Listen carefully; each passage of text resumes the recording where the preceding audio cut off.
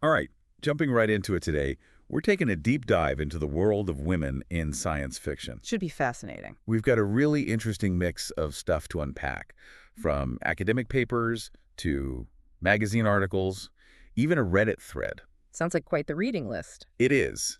And it seems like our mission, should we choose to accept it, is to figure out how women have shaped science fiction over the years, both as authors and as characters. Definitely. So what are your initial thoughts on all of this? What's jumped out at you so far? Well, it's really interesting, right? Like there's this persistent idea that sci-fi is a boys' club, Right. but when you actually dig into it, women have been essential to the genre from the very beginning.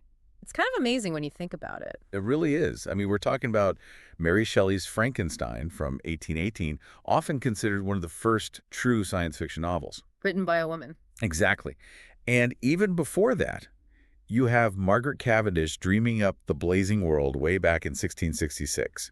It's funny you use the word dreaming because even before Shelley's exploration of, the ethics of creation and all that, women were already creating these utopian novels, imagining societies where traditional gender roles were totally flipped on their heads. Wow. It wasn't just about having women present in these imagined futures. It was about the power they held, the dynamics they explored.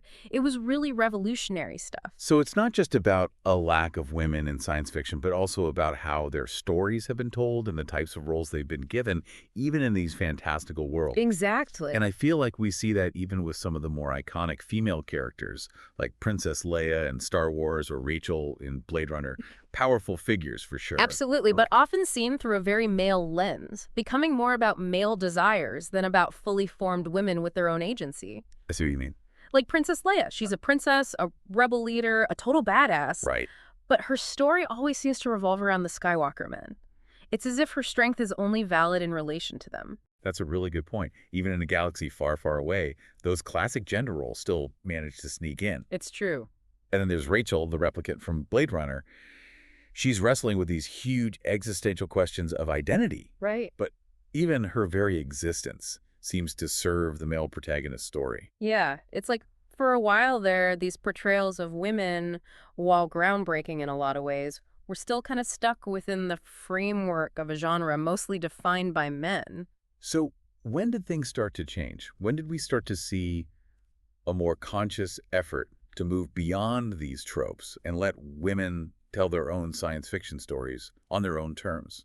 I think the second wave of feminism in the late 20th century was a huge turning point, wouldn't you say? Oh, absolutely. It wasn't just about more women writing sci-fi. It was about the kinds of stories they were telling and how they were challenging the very foundation of the genre. And we saw that with authors like N.K. Jemisin, Ursula K. Le Guin, Octavia Butler. These women weren't just good sci-fi writers. They completely revolutionized the field. They were tearing down old structures and building new ones in their place. And it wasn't just about the stories themselves. They were challenging the established norms of publishing, awards, the whole system, proving that the future of science fiction could be written by and star anyone. Right. Which actually reminds me, you had some really interesting stuff about the Indian science fiction scene in your research. Oh, I was just about to bring that up. I was so struck by how even on the other side of the world, you have this incredibly rich history of women using science fiction to explore social norms and just dream bigger. Absolutely. Amazing. And it's not new either. It goes back over a century. Look at Begum Ruqayyah's Sultana's Dream from 1905. Wow. It's a utopian story written decades before Western counterparts like Charlotte Perkins Gilman's Herland, which is usually considered one of the first feminist utopias. That's incredible. And that legacy is still going strong today with authors like Sukanya Venkatragavan and Manjula Padmanabhan. Each of them is crafting these unique, powerful narratives, proving that the future of science fiction truly has many voices.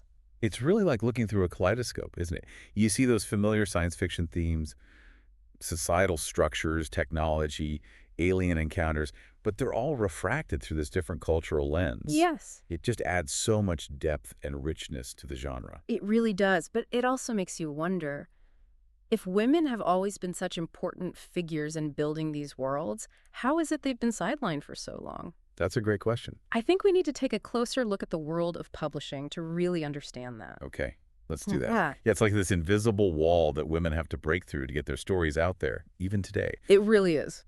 And when we look at the numbers, are things actually changing in terms of publishing? I mean, we see more women's names on book covers these days, but is that really telling the whole story? It's complicated, honestly. Yes, there are more women being published, but there's still a big gap between the number of sci-fi novels published by men versus women. The numbers don't lie. So if it's not as simple as like blatant sexism, what's going on, Yeah. what are the more subtle forces at play here? Well, it's like that saying, you don't know what you don't know, right? Right. There are these unconscious biases built into the whole system, things people don't even realize they're doing. I see. Take the halo effect, for example. A male author has a hit, and suddenly publishers are falling all over themselves to put out his next book. Right.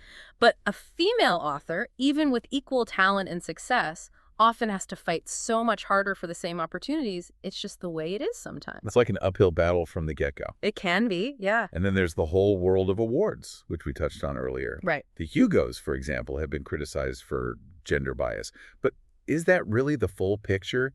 Do the numbers actually support that? The Hugos are interesting. It's important to look at all the data. And when you look at other major science fiction awards, the Nebulas, the Clarks, the Dicks, the Ditmars, they actually have more female winners than men in recent years. Oh, wow. It just goes to show that you can't just rely on one data point. It's important to look at the bigger picture.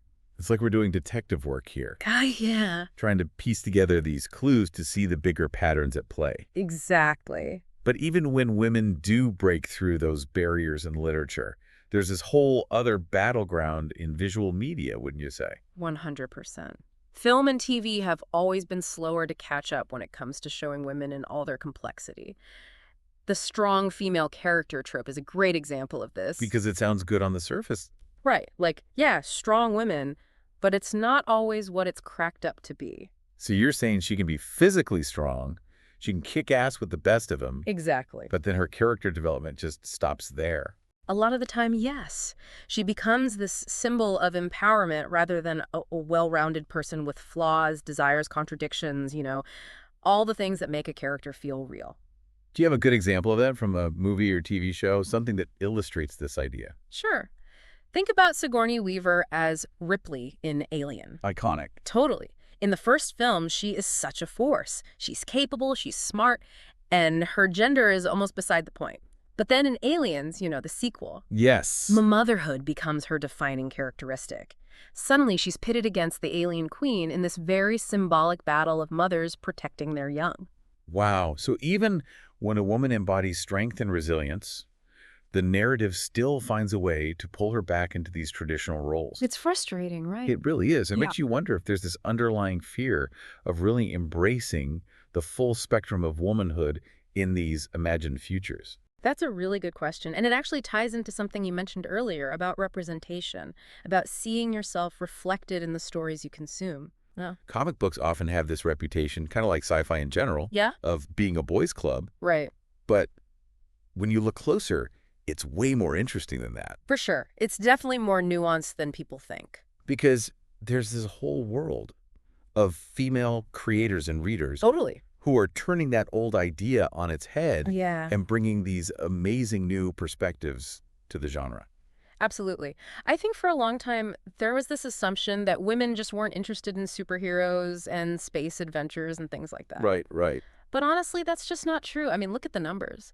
Women make up a huge portion of comic book fans. It's true. And more, you see their voices being represented behind the scenes, too, not just as readers. And it's not just about, like, throwing in a token female character Right. to check a box or something. Exactly. These are women writing, drawing, editing, and really taking ownership of these stories. Owning it. And they're creating worlds that are just as exciting and complex as anything you find in literature or film. 100%. We're talking everything from like these really intense superhero stories to thoughtful space operas and everything in between. It's like this whole wave of creativity being unleashed. Crazy. It's really changing the comic book industry from the inside out. We started out talking about Mary Shelley, Margaret Cavendish. Right. These women who were true pioneers of science fiction, who dared to imagine different worlds, Right.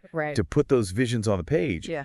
And centuries later, we're seeing a new generation of women picking up that torch, Yeah. not just in books, but in movies, in comics, every issue. Everywhere. It's amazing. And it just goes to show you how powerful storytelling can be. 100%. It's a testament to the power of stories to inspire and to create change. Because science fiction, especially with all its possibilities, Limitless it's possibilities. such an incredible way to explore big questions about humanity, about where we're going, who we are, all of that. Totally. And as those barriers to representations start to crumble, who knows what amazing stories we're going to discover, right? It feels like we're just getting started. It feels like we're just scratching the surface. Exactly. This deep dive has been such a journey. I mean, we've covered so much ground. We really have. From these early feminist utopias to the evolving world of comics and everything in between.